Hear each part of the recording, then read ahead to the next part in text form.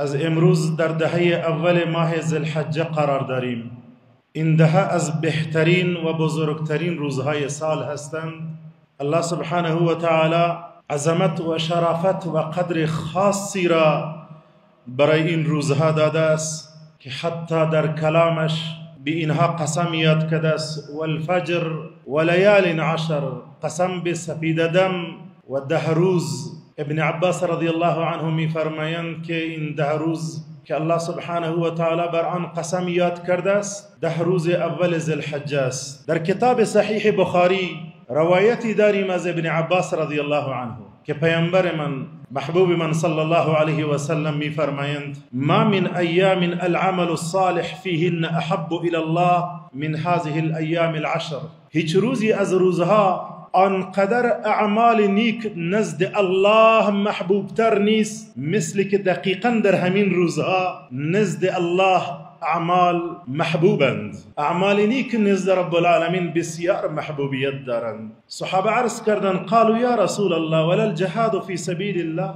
یا رسول الله، حتی از جهاد فی سبیل الله هم اعمال صالح در این 10 روز اول ماه ذوالحجه فضیلتش بیشتر است و محبوبیتش بیشتر است. فرمود صلی الله علیه و سلم: ولا الجهاد فی سبیل الله الا رجل خرج بنفسه و ماله فلم يرجع من ذلك بشيء. حتی از جهاد فی سبیل الله هم اعمال نیک و صالح در این 10 روز اول ذوالحجه فضیلتش بیشتر است، مگر اینکه کسی که با جان و مالش برود به جهاد و نه جانش برگردد و نه مالش برگردد. دقیقا همین حدیث را حضرت سعید بن جبیر از ابن عباس روایت می کند. آنچه که تاریخ در مورد حضرت سعید بن جبیر نوشته کردند که در این روزهای دهه اول ماه ذوالحجه هیچ کسی نمی توانست حضرت سعید بن جبیر را ملاقات بکند، نمی توانست کسی او را ببیند. او مصروف می شد به طاعت و عبادت رب العالمین.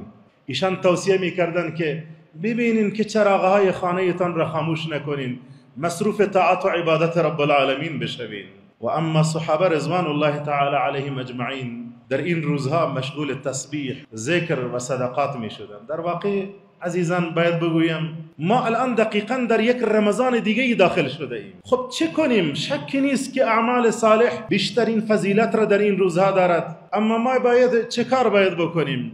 بهترین عمل نیک را که آنچه که محمد رسول الله گفته است فرائض رب العالمین است: نماز، زکات، حج و دیگه فرائض. لذا ما بیشتر وقتی که صحبت از اعمال نیک می شود و فضیلت این روزها، بیشتر ذهن می رود به سوی نوافل، صدقات، خیرات، روزهای نفلی، اما فراموش می کنیم که بزرگترین عمل صالح، یادتان باشد بزرگترین عمل صالح فرائض رب العالمین است که بالاخص نمازهای 5 وقت. نمازهای 5 وقت را در این روزها باید به جماعت بخوانیم و کوشش کنیم که زودتر به نماز جماعت خود برسانیم و مصروف ذکر و اذکار بشویم.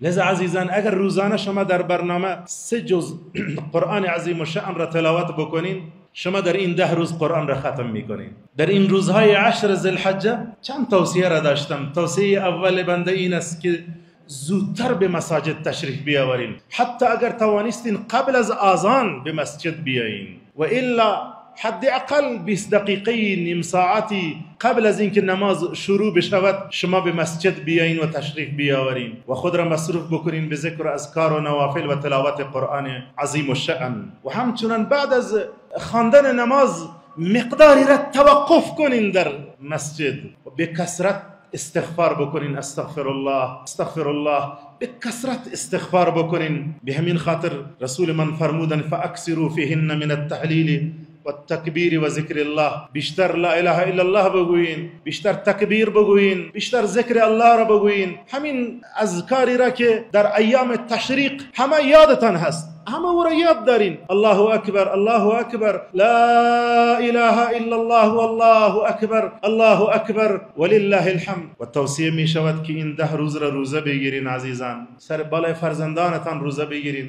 به طور مرتب برای سحری بیدار بشوین، بعد از ساعت 2 بجه بیدار بشوین، سحری بخورین، بعد چند رکعت نماز تهجد بخوانین، بعد به مسجد بیاین. اگر در این مسجد آمدین که خوش بر حالتان که درس ترجمه و تفسیر است تا نماز اشراق. وقتی که نماز اشراق را 2 رکعت را میخوانین، به گواهی محمد رسول الله شما با یک حج عمره کامل به خانه هایتان برمیگردین. فرمود صلی الله علیه و سلم یک روز را کسی روزه نفلی میگیرد 70 سال فاصله میگیرد از آتش جهنم. و حضرت ابو امامه رضی الله عنه میگوید یک مرتبه در محضر رسول خدا عرض کرد یا رسول الله مرنی بعمل، یا رسول الله مرا به یک امری و به یک عملی را به من دستور بده که من عمل بکنم. در روایتی آمده است که یدخلنی الجنه، که این عمل مرا داخل جنت بکند. یا رسول الله به من یک عملی را نشان بده که این عمل مرا داخل جنت بکند. و در روایتی دیگر آمده است که اینطور پرسان کرد یا رسول الله ای العمل افضل، یا رسول الله کدام عمل بهترین عمل است که من آن را انجام بدهم یا رسول الله.